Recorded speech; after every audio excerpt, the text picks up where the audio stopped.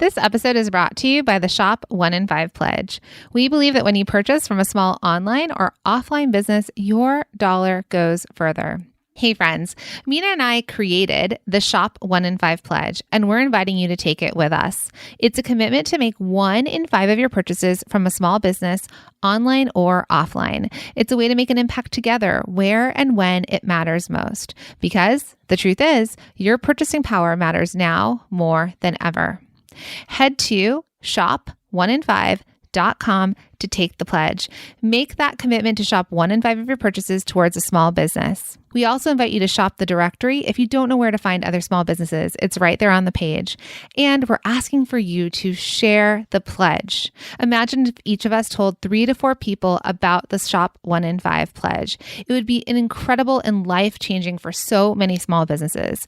Tell your friends, your family, and your social network. It costs nothing extra and makes a world of difference. Our purchases have the ability to change lives. Okay, let's jump in. Welcome to the Product Boss Podcast, where we help product-based businesses grow their sales and improve their strategies. Hey everyone, I want to introduce you to my co-host and biz bestie, Minna Kunlo-Sitep, an Amazon guru that has built a multi-6-figure product-based business. And introducing the other half of the Product Boss, Jacqueline Snyder. She has helped launch and grow over 500 fashion apparel and accessory brands, even one of her own. And together, we share our inventory of secret weapons that will help you dig deep and do the work it takes. Are you ready? Let's build together. Hey, product bosses. Did you know that every Wednesday we have a live talk show called Bosses and Breakfast where we chat business, mindset, mom life, and everything in between? It's a really fun time and it feels like a conversation amongst friends. In fact, sometimes we have conversations that we don't necessarily know that they're going to lead to where they lead, but we get such an amazing reaction from our listeners and from our community and from our students that we actually wanted to bring it to you to hear today. Yes, our favorite thing about Bosses and Breakfast is that we get together, we get to laugh, we get to be inspired about what's happening, and we get to check in with you and re-motivate you on why you're working so hard. So join us next time. We'd love to see you there. And here's that snippet from one of our shows that got tons of positive response, where we all walked away feeling more inspired and motivated for the week. So let's jump in. So Minna and I were in a mastermind and we went through these 3 days of this, it was an in-person event, and we went through 3 days of it. And at the very end, she had us all come and speak and say something at the very end. Now listen, you guys, I've had my own business, multiple businesses since 2007, a product-based business and a service-based business. I just wanted to pay myself $100,000. That was my goal. It was I want to be able to pay my bills. I want to be able to pay my people. I want my customers to be happy. And I want a $100,000 salary. I was in my 20s and early 30s. That's as big as I could dream for myself. And that was the thing I wanted. And then, Minna and I still had baby Product Boss. And at the end of that mastermind, they asked us to get up and speak. And I got up and spoke. And I was like, I can now see a path forward to having $1 million business.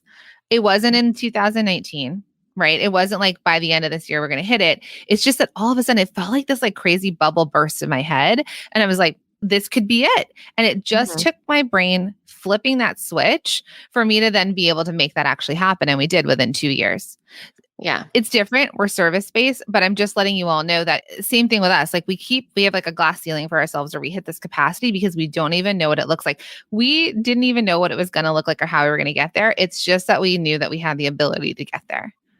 Yeah. And I think that's part of it, right? There's the mindset, which is probably the first step. If you never think it will never be, but there are people who are it really depends on the business and how scalable the product is. It depends on your business development. I will tell you that if you never find the profit in your product, you will not get there. So while it could seem like it depends on the product, it depends on the profitable product. Do you have a profitable version of your product, right? So there's, what soy candle, this is what Jacqueline and I talk about as the bestseller, right? You need to find the pockets of profit that add up. And those are the scalable pieces. It doesn't matter if you're handmade. We actually have a female founders episode recording later on. So join us again. It's with Susan Gordon Pottery, completely handmade. Her Mhm. whole her whole business is based off of a handmade pottery. Mhm. So it's been done, you know. And but it's not by your hands. And Mhm. it's incrementally. So Yeah. as we start to shift, so I'm so excited for those of you that are like, yes, tell me how to get there, get to $1 million, right? And those of you that we wanted to kind of have this $1 million conversation today because there's a lot of, we've seen the trend change, right? It was like, 6-figure businesses, like how to get you to a 6-figure business, right? That was a couple of years ago. It was like all about getting, and I'm going to be honest, for women, it's really mainly towards men. Women couldn't wrap their heads around even having 6-figure businesses because there's a very, very, very low percentage historically of women-owned businesses reaching past $1 million. We are shifting that. We are making it happen. Mina and I, over the last year and a half, have made 3 or 4 companies into $1 million businesses in our masterminds. Okay, so we historically have now helped convert that percentage. But what I wanted to say to you is that it's a shift for all of us because you'll see it like there's podcasts now like we should all be millionaires. Mhm. The words have shifted towards million versus Yeah. 6 figures. Yeah, it really has because I think that especially with 2020, we saw all these statistics of women leaving the workforce, Mhm. 800,000 women leaving the workforce, and then men having joined the workforce at a higher rate. It was like 100,000 men were added to the workforce. Now, why did that happen? Well, it was because women had the role of, they were the first ones to go back into the household, right? They were like, okay, I'm tired of this. I need to take care of my kids. And they were the kind of the first go-to as far as stepping back into the household. Now, these are all smart, educated, very skilled women. And then they're in the Multitaskers. household, multitaskers, They could do thinkers, anything. Yeah. and very much into self-development. So they come into the household, and now we're seeing this transition of what can I do to make money while I'm at home? So that's shifting the wording as a whole for consumer buying. It's shifting it for business building, small business building. Also, there's this other rhetoric of women, marginalized voices, right? Like now it's definitely more like, hey, how can we collaborate to be working together versus before it was like those are just marginalized voices, that's the norm. Now the norm is switching. It's like, no, now we pass the mic, we lift each other up, we amplify, we collaborate, we co-create, we shout out to each other, we help each other get past that $1 million mark. We're breaking that statistic together. So there's even that all put together, I think we're going to see a lot of shifting happen. Imagine 800,000 people coming into the household and figuring out how they need to make money, you know? Mhm. So it'll be exciting to see. And then the glass ceiling will lift because the glass ceiling is not a glass ceiling when you're in your own household, right? There's literally no glass ceiling for you business Yeah. owners. There's literally no, you have created your own cap. Shonda Rhimes, though, because when we work for other people, and a lot of you are probably still employed, which is fine, right? But you've Uh-huh. created a side hustle, and those of you who've gone full-time product boss. So when you are paid by somebody else, they get to tell you what you're paid. They get Yeah. to tell you that, right? We had one of our masterminders, beautiful, brilliant. Okay. She, when she was working, she was at the same company as her husband, same Mhm. exact position, same exact job role. Everything was the same. And she knew her husband's salary, and it was what, 20 or 30% more than hers. Yeah, it was 30% more. Yeah. They both worked there. She actually worked there a year more than him. It was like 7 years versus 6 years or something like that. And he was making much more and the advances kept going up. And It's like she's like, you guys, I know his salary, like that's the mhm. crazy stuff, right? Like a lot of times when you're working for someone else, you don't know it. She left, she started her own business. She has her own brick and mortar. She's amazing. And she's making so much more Uh-huh. money than she would have there. So moving back from that though, right? Like I want you to all imagine your lives without a glass ceiling, right? I know you don't know how to get there yet. So if it's a 500,000 that you're comfortable with, cool. If it's $1 million, cool. If it's multi-millions, cool. Paula, who's in our mastermind from Clean and Dirty, I know she's on this route. Like like she says Clean and Dirty will be the next $1 million business that the product boss helps, get there. And but it takes your mindset just lifting that cap to what's Mhm. possible. Yeah. What's possible? You don't know the steps yet. That's okay. If you're like, I don't know how I'd make it. So I can't even dream to a million because I don't know how I'd make it. You'll figure it out. Work with us. You will figure it out. If you're like, I don't even know how it's possible because I don't want to manage a team. Did you know when you get to be like, as your business grows, that you don't necessarily, you're not the one who has to manage everybody. You can now afford team and leadership. So as you're starting to grow your businesses, I just want you to leave the cap off for what's possible. You don't need to know all of the steps yet. You just need to know that possibility is there for you. And whether it takes you a couple of years, whether it takes you 10 years, if you keep at it and your business is profitable, like Minna says, and it keeps growing, you will get there. Yeah. How does that feel? It takes focusing on different areas too. So the thing that we've learned, because we've worked with so many different stages, startup all the way to multi-million, right? There's different things in every stage that you focus on. It takes something different to get to the next level. So while most of you, yes, I do agree that if you're not at six figures, focus on that six figures and getting there. Then what takes you to six figures all the way up to, I would say even to the million, right? Or at least, 700,000 before you hit the million. That takes something different, right? There's certain things that you have to do as a business owner. And a lot of it has to do with hiring or at least contracting and bringing on different partners. And then what do you do with, new customers and things like that? And then the $1 million mark is different. What do you do to get from million to multiple million? And that is scary for a lot of people because they don't know that there is a transition that happens, even in service-based, right? Even with service-based, what will get you to $1 million or to six figures won't be the same thing that gets you to 500,000, won't be the same thing that gets you to $1 million. And after $1 million, it's vastly different. And at that time, remember, you're the CEO, you're the visionary. So you would not be the person that's functioning the same as that solopreneur that was at that six-figure mark. I want you to imagine this, just to kind of shift the context. Okay, you guys have babies. A baby is born, right? You can take that baby and send that baby to college? No, the baby has to take steps, right? So baby learns to crawl and sit up and talk. Baby gets bigger, learns to walk. Then baby goes to preschool. Right?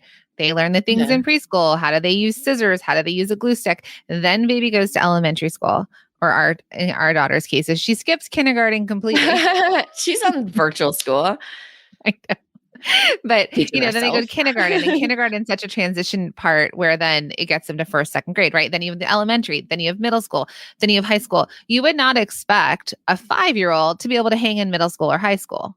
You know that they have to go through the steps as they get there. They have to develop. That's for you too. You as the business owner are going to need to develop as you grow up, as your business grows. We're not keeping our businesses babies. Our business is going to grow up too. And you too are going to grow up. And you think back, like I remember, like if only this self could talk to high school self and be like, it's all going to be okay. Right. If you, right. If you could realize that there is growth for your business and for you as a business owner, then you'll know that you're going to get there incrementally the same way that we all grew up, went through school, went to college or not gone to college, worked our first jobs, and all the things we've learned that got us to here. But you need to know this, friends. In order to grow your business, whether it's six figures, multi-6 million, multi-million, beyond, you have to invest back into yourself. The business owner is the one that needs to be educated, that needs the mindset shifts, that needs that investment back in to be able to go to those stages, right? Because it's not only about hiring a team and figuring out how to scale your product and all that. You, the business owner, need to continue to invest in your own education and your own understanding of things so that you can grow up with your business, that you can raise this business to where you want it to be. Yeah. Because the thing is, you're not going to be good at everything. You just are not. You won't know everything. You need to figure out certain things. There's things that you're going to enjoy. There's things that you won't enjoy. There's people that are simply better at things than you. We see that in school. There's some people that are better in sports or drama or, music class or whatever it is. And that's okay, right? So you're developing yourself. Brooke of Be Happy said that she was scared to give up her baby so others would make it. Here's the thing. When you have a really successful business, you want it to be self-sustaining. It's not like that child that's going to live in your basement till they're 50 years old. It's literally, if they are, then it's not a self-sustaining business. Then they have not sustained themselves. They're not, like independent. yeah, they're not independent or self-sufficient. They're not able to last on their own without you. And then it's a hindrance to both you and to them, right? To the business as well. So it's not giving up your kid per se, but it's just having your business be self-sustaining and able to stand on its own legs. Which is the goal for all of us that are raising young kids right now. We're like I am trying to raise a human that can be in the world on their own, right? That I've helped them get there. So you're not stepping away. Like, we're always going to be our children's parents. Like, you're not stepping away from it. You're just allowing it to grow up. And you guys have to allow your businesses to grow up, but you also need to realize you can't do it alone. You shouldn't do it alone. You can do whatever you want, to be honest, but you shouldn't do it alone, because why? Like, you're not doing it alone. You're here with us at Bosses and Breakfast. Some of you have invested in our courses. Some of you are in our masterminds, the free community, right? So you're not doing it alone. You're educating yourself. But what the goal is that you continue to invest back into yourself. The way that a doctor, you wouldn't go to a doctor that didn't go to med school, right? There are all sorts of loans to get to the point that they're at, right? You guys need to do this for yourselves, right? You need to invest back in yourselves at every stage to know, what do I need to do next? And so Paula is a perfect example of that. Paula of Clean and Dirty, she invested into the mastermind, right? And there are some little things that we've been working with her over the last couple of months that have been profound. I think she's had some bubbles, like burst of her own, or these things that she thought, if I do it this way. What were we saying this morning about, like, not doing things the wrong way, but the realizations of it? Were we talking about that? Was that in my head? I don't recall talking about that this morning. It might have been in my head. But I think that the reason why I fully believe in self-development is because there's lots of us that think, once I get to this point, then I can enjoy my life. Once I can get to this point, then I can enjoy this business that I've made, right? But you're making that business.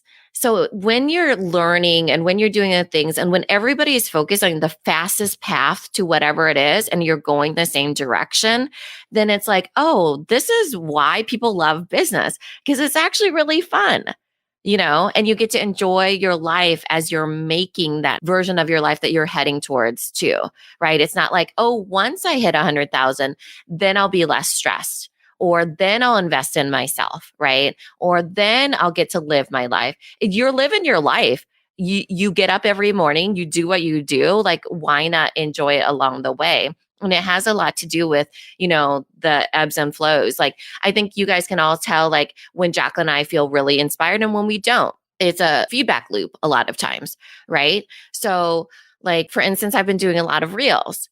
But if you had asked me to do a reel 2 weeks ago, I would have been like, absolutely no, because I cannot and will not right now, because I was hitting a wall. At that time, I felt very uninspired. I felt, it's the ebbs and flow of being a human and being an entrepreneur. And I felt really, it was really cold. I couldn't even get outside. It was like -40 and I was complaining. It reminded me of remember when I was really complaining about the flood, and the flood was like, the great flood of 2000. Yes. It consumed me. We basically had to move everything out of the basement. And it was just like so much for me to deal with. And that I felt really low in inspiration and fuel, and my cup was really low. Well, cut to 2 weeks later, which is now, and I feel really inspired to do all the things. And a lot of that has to do with like a bounce off from other people, And so why not? Why not invest into yourself, as far as like thinking about, what do I need to get to a certain point in the fastest way possible? But because I enjoy living my life, like, you can't do that in a bubble and enjoy it. You're only enjoying it with yourself then. And it will always be falling flat at that point. Mm-hmm. And just to pull out what Paula says, because I had said, a few little changes in her business, but she's saying, not little. Remember the deodorant relaunch that we all scrapped? We're now launching $100 to $150 regimens on Friday. So Paula, without releasing too much information about her business, but when we started working with our masterminders at the very beginning, and we definitely have a method to how we work with our masterminders, like when they come in, what we have to understand and what we know about them. We looked at it and we said, she had her deodorants. She was leaning into her deodorants. Her deodorants were not her best sellers. They were not selling that well. But she thought that that's what she should be doing, right? Remember? So she was pushing something that people were not exchanging money for and not saying, yes, we want this. And so she was putting a lot of energy and effort into something that wasn't necessarily converting, right? So it was as simple as actually helping her see that, getting feedback from the mastermind group and from Minna and myself, and then deciding like, oh yeah, like a light bulb went off, right? So all of a sudden that saved her a ton of money. Then now she says we're launching $100 to $150 regimens on Friday, which I'm super excited about, which now what she's done is she's bundled her bestsellers. She's make and like regimens like dry skin regimen or oily skin regimen, right? She's going to start talking about that with her customers. They're going to, because any of you that have tried a new cosmetics line, you're like, you want to ask, well, what's the best thing? And a lot of times we're looking for a regimen. So now she's going to launch products instead of selling $30 here and $40 here. She's going to now up her cart value to $100 to $150 a day, and there's a whole bunch of strategy around that. So when you're thinking about these things, I mean, these are shifts and changes in mindset and in product and all these things that any of you, as you're hearing me speak about this, you might be thinking, well, how can I apply that to my business, right? It's not always, it's these small micro changes that make you more profitable as you grow. As the profit increases, your business's revenue will increase. You'll be able to afford to pay yourselves. You'll be able to hire team members. You'll be able to step into your zone of genius while other people are doing other things, right? So I just want you to start to shift your mind around that and see that that's something that happened in the mastermind that, was from feedback. Like Minna said, that feedback loop, feedback from other people, because it's not even like you want, like a marketing expert could come in and talk to you about something, but the marketing expert's looking at it one way.